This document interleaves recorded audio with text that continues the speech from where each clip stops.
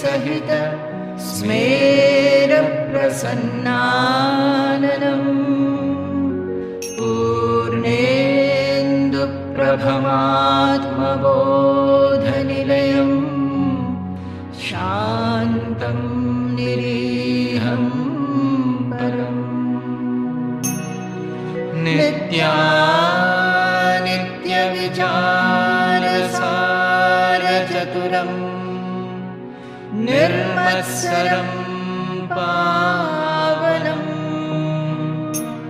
श्रीभूमानन्दमहं नतोऽस्मि कलितानन्दं परं श्रेयसे. How can spiritual life and modern life be balanced?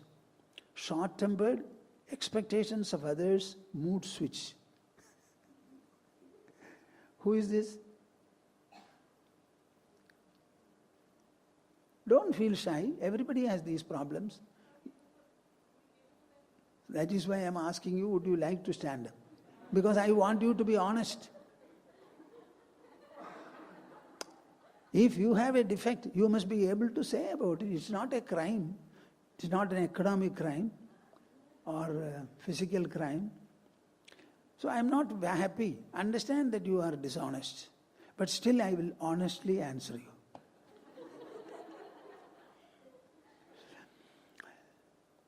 How can spiritual life and modern life be balanced? Please be ready for the answer.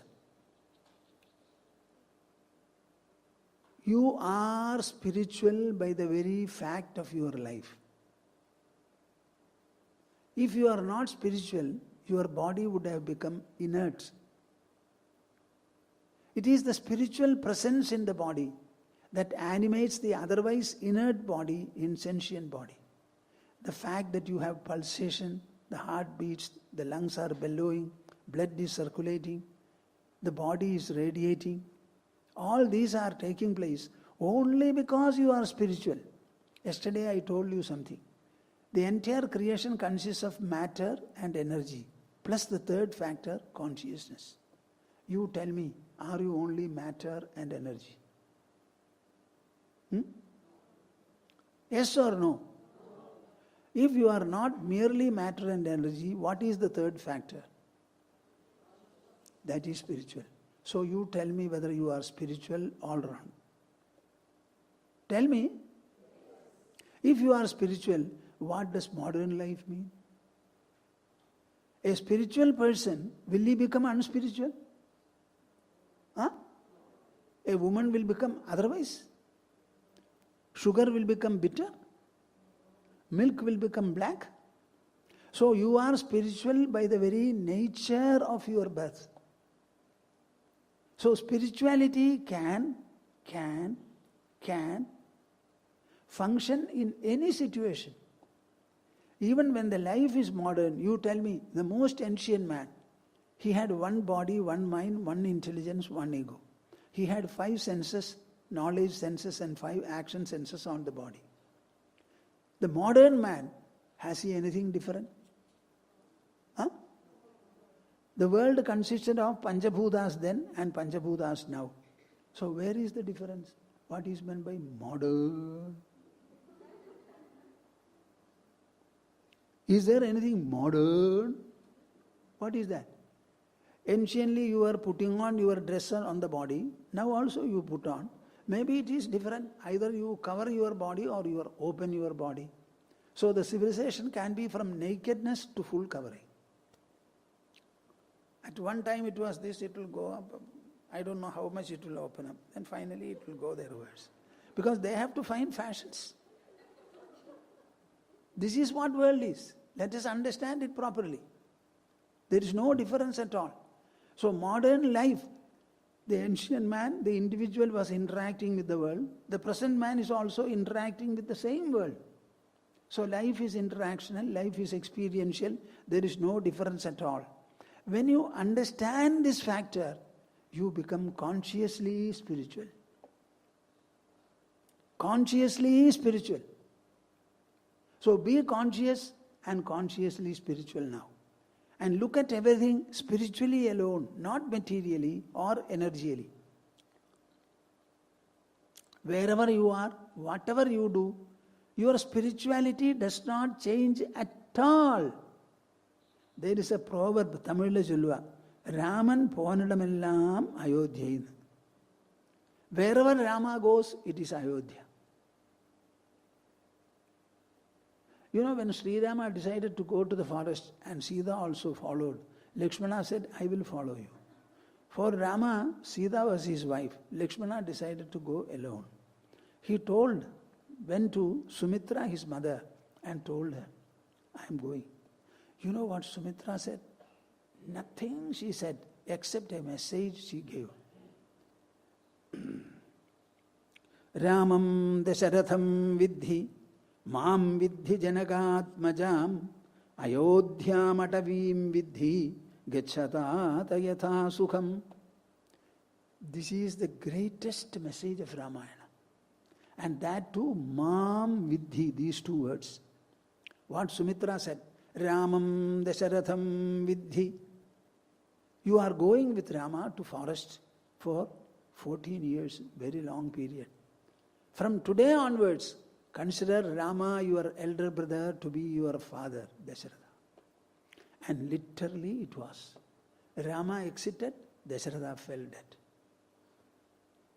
Ramam Dasharatham Vidhi, Mam Vidhi Janaka Atmajam. The sister-in-law, Janaki, consider her to be me, your mother. Ayodhyam Atavim Vidhi. Whether it is forest, huger or not, wherever you go, consider that it is Ayodhya. And my dear son, go comfortably, happily, jubilantly, and fulfill mentally. This is the message. So, can you not be spiritual wherever you are? Are you not? What can modern life do for you to change your spirituality? You are spiritual, whether you recognize it or not. Are you not human? If you are human, you are spiritual also. Realize this fact of your life. What is animating and activating your body is neither matter nor energy. It is the third factor called consciousness, the very spiritual presence. So don't seek spirituality. Reflect and radiate it. Express it. Express it. Be spiritual. The fourth question, Vedanta is from Hindu religion.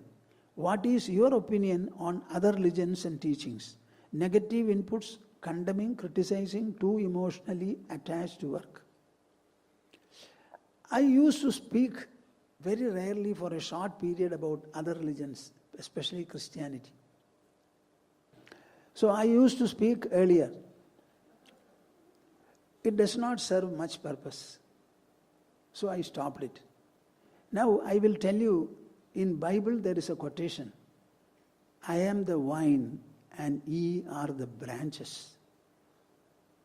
What does it indicate? It is the truth of oneness. In the old Bible Testament, there is a sentence, I am seated in the tip of intelligence. So what is God, you tell me? Is he not consciousness? If he is seated in the tip of the intelligence, what is that? Why all of you are not reacting? All references to the heaven, etc., kingdom of God, everything is gone. I am seated in the tip of intelligence. And in Islam, if I am correct, La ilaha illallah. The meaning is there is no God but God. This much can be said. There is no God, especially whom you are seeking here, there and everywhere.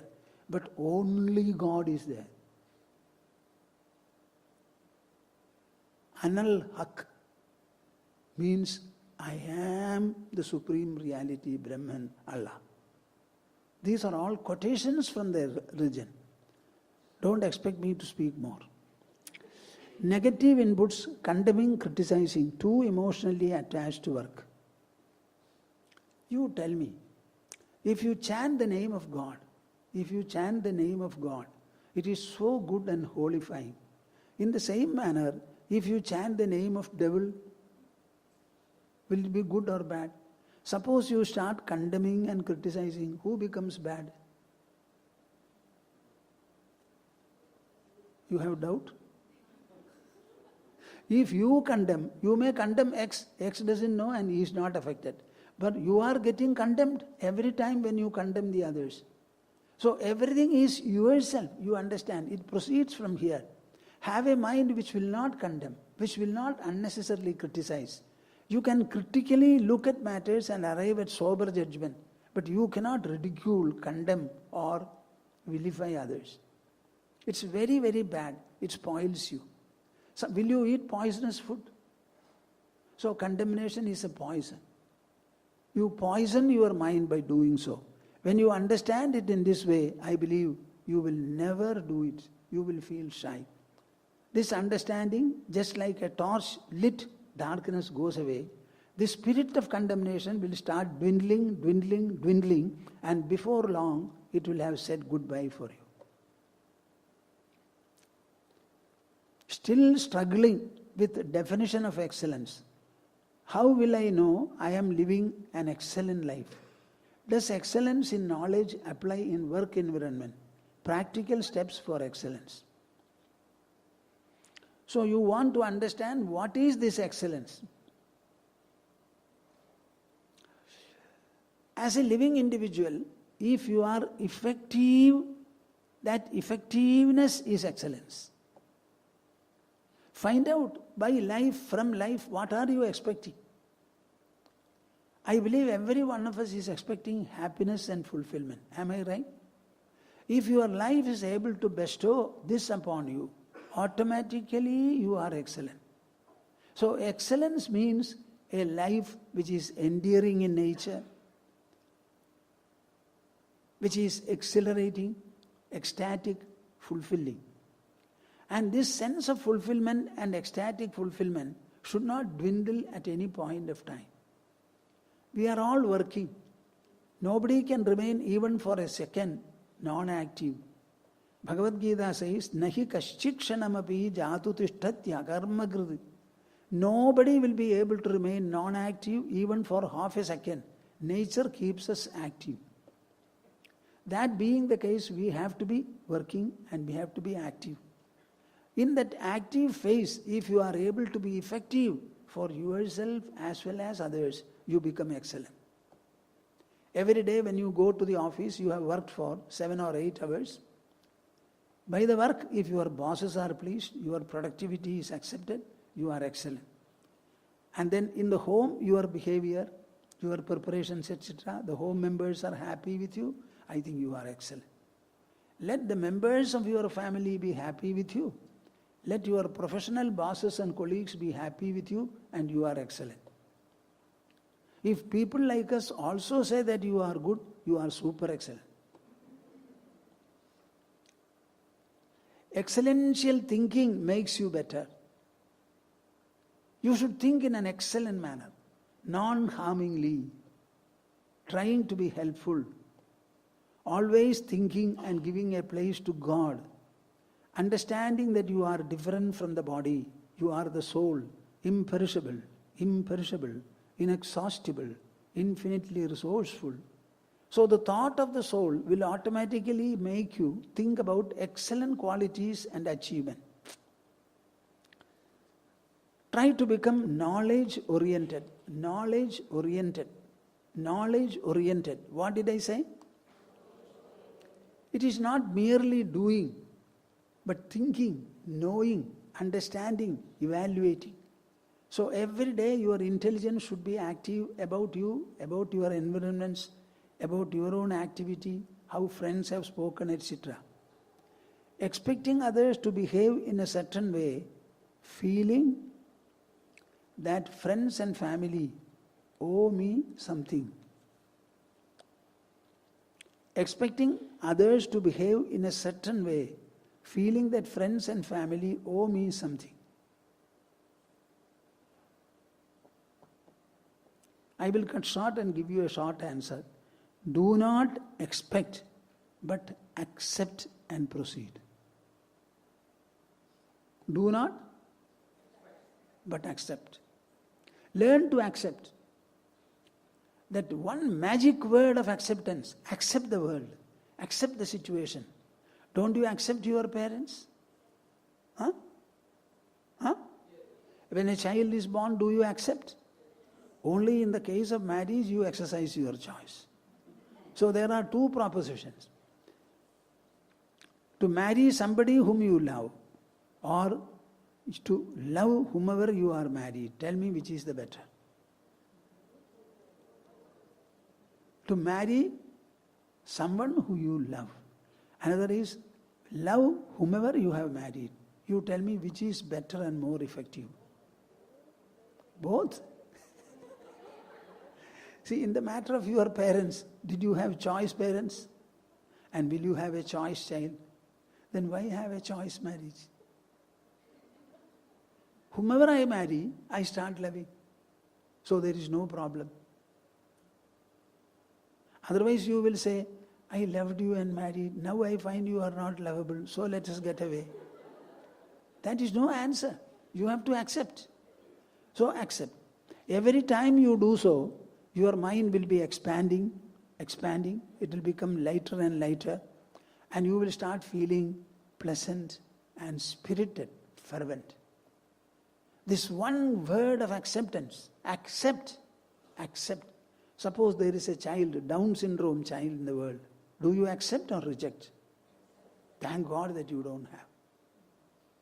So acceptance is the watchword. How to strengthen the mind and silence one's thoughts?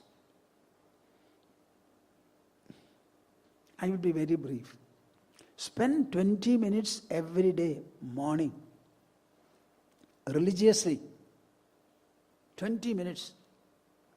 Take an asana for it, a special seat. Make a cover for it, which you can wash. The asana you may not wash. Sit on it cross-legged. Interlock your fingers. Close your eyes.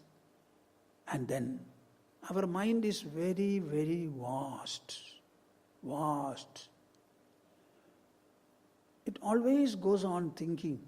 That thought processes, emotion processes, memory processes are there. And the mind does this of its own accord. You cannot interfere. Let another portion of the mind observe the thought process. Only observe. Never own it, never fear it, never follow it. Allow the process to be on and go on observing alone. The mind should have done nothing except you are having observed it. Don't take sides, nothing. Simply observe, just like I am observing you. Suppose you nod your head, I see. You wink your eyes, I see. But I don't interfere. In the same manner, observe the mind processes for 20 minutes. It will be a good beginning of a great becoming. It will be a good beginning of a great becoming. Have you followed my words? Bas. How to meditate properly with absolute focus. Staying focused, calm, patient is a challenge. I agree. Instead of saying it is a challenge, I would like to say it is an incessant persuasion and a compulsion. Your intelligence compels you to do so. Otherwise, we are not human. Read the relevant verses from Bhagavad Gita, 6th chapter. It details how you have to sit and meditate. In two facets it is mentioned. One is with asana, this, that and all. Another is only with the mind and the intelligence. That will give you a good guidance. Start chanting and listening to chants half hour daily. There are good Vedic, some very good chants. We also have Song of the Soul. Ma and Nutun Swamiji have recited very well. It's very difficult to have such a recitation with beautiful pronunciation, perfected in a way you can say. all the letters are properly pronounced, the elongations are properly made, the visarga, the aspirants are pronounced properly. Now you can listen to them. Listen to them. And then learn to chant them yourself. This chanting will console the mind. This cassette is taken, this tape is taken, CD is taken by people who are yoga teachers to silence the mind. Think and reflect upon the formless presences. Think and reflect upon the formless presences like the sea, air and space. Sit. God is all-pervading. We only know of space that is all-pervading. So we cannot think of God, at least think of space. In Srimad Bhagavata, Krishna advises meditation, he says, contemplate upon the four-handed Mahavishnu form, full form. After some time when the mind is focused, you take away all the lower portions and fix your mind only on the smiling face. When the smiling face is contemplated upon and you are steady, Krishna says, take it away from the face and engage it in space. And then think not. Think, but nothing. This is meditation. Have you heard me? Understood? So be more and more associated with the formless. Think of the sea, think of the air, and finally think of the space. Develop the spatial dimension. As a student, what are the right sadhanas to pick up to ensure spiritual journey leads to path of knowledge? Fear of failing. Every day, try to spend some time in reading and listening to spiritual matters. Don't go for miracles and mysticism. You can read some very good biographies of human saints. Read Ramayana. Read Srimad Bhagavatam. Read Bhagavad Gita. Get involved in this. These are all inputs to your mind. That is one way. Make Bhagavad Gita a constant friend and guide. Bhagavad Gita, make it a guide. It's a textbook of life. It tells you about character, behavior and interaction. I generally use three phases: characteral elegance, behavioral majesty and interactional excellence. These are the subjects of all our epic narrations. So be given to them, Bhagavad Gita in particular. How to harness inner strength? Please give some practical tips. Lack of security, unsatisfied. How to harness inner strength? Inner strength means spiritual strength. I would like you to start with physical exercises. When you are focusing on physical exercises, you will have to count. How long will you do an exercise? Say up to 10 counts. So when your attention becomes your own body, it is focused on the body and you have to count. That is virtually half meditation. So exercises, you remain very faithful to. Love your body, not another body. Love your body and then let the body be flexible, let the joints be sufficiently flexible. Exercises will help you. You should enjoy doing these exercises and you should start missing them. Like food, exercises also should be. Take up mind observation practice unfailingly. Meditation means introspection first. Initially it is introspection. Using the intelligence, you introspect over spiritual matters. Maybe spiritual formula, spiritual truth, all-pervading God, all-pervading God. What is this all-pervadingness? How? Think in this manner. After some time you will find the thoughts become lighter and lesser in number. They become feebler, lighter. And you will find you get absorbed. Meditation is introspection first, absorption next. And thirdly, it is dissolution still next. Your very thought process will get dissolved. Janaka asked sage Ashtavakra about the spiritual knowledge, etc. And then he gives a formula. Muktabhimani muktohi baddho baddhabhimanyapi kim vadantiha satyayam ya matihi sa gatir bhavet. Muktabhimani muktohi baddho baddhabhimanyapi. My dear Janaka, what your mind thinks, that it becomes. So if you feel you are free and liberated, you become free. If you feel I am not liberated, I am accursed to be suffering, you suffer. So the change is to be brought about in the line of thinking, pattern of thinking. So you start feeling, I am spiritual, I am peaceful, I am quiet. That I is quiet. Automatically the mind will become quiet. It's a secret.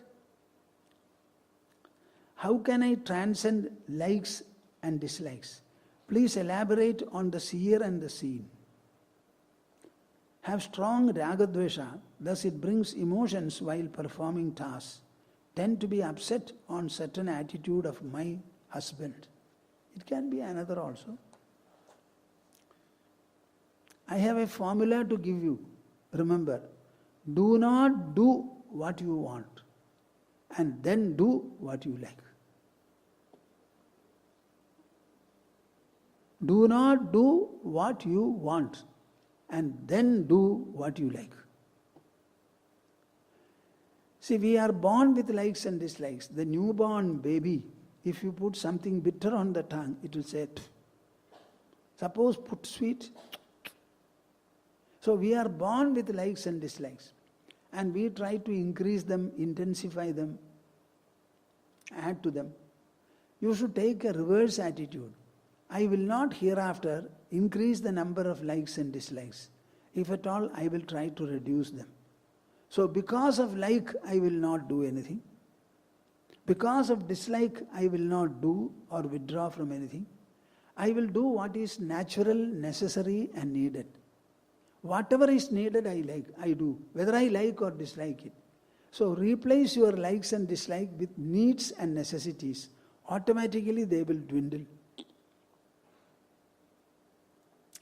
Do not make anything that takes place in life too heavy. Make light of all events, episodes and situations. Suppose you get angry, don't be heavy about it. Suppose others are angry, then also. So make light of all situations in life. Then the mind is fresh, it is capable of thinking better. How chanting and reciting verses can change our life? Oh, it can change the whole life. We are chanting something in the way of a poetry. And poetry is half music.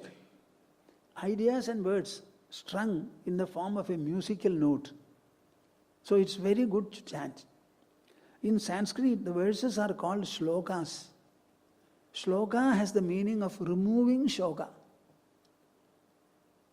They remove your shoka means grief and suffering. That is why it is called shloka.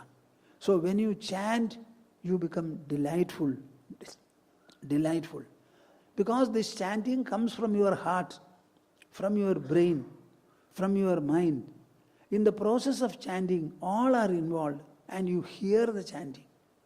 So there is a fourfold application. You have to use your mind to remember and chant. You have to use the vocal system and you have to hear the sounds and then associate them with the meaning. So there is a fourfold application. Instantly it results in exhilaration and joy. There is nothing equal to chanting.